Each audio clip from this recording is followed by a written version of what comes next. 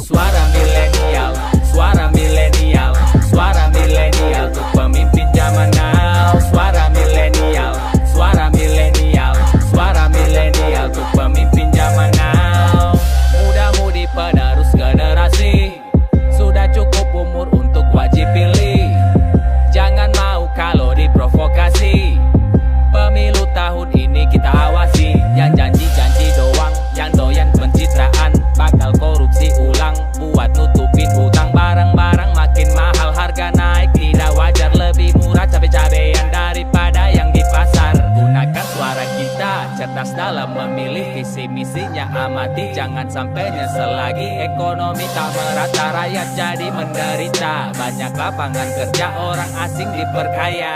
Suara milenial, suara milenial, suara milenial untuk pemimpin zaman now. Suara milenial, suara milenial, suara milenial untuk pemimpin zaman now. Suara milenial, suara milenial, suara milenial untuk pemimpin zaman now. Suara milenial, suara milenial, suara milenial untuk pemimpin zaman now. Zaman udah berubah, kita beda usia. Kalau sekarang main iPhone, dulunya pakai Nokia.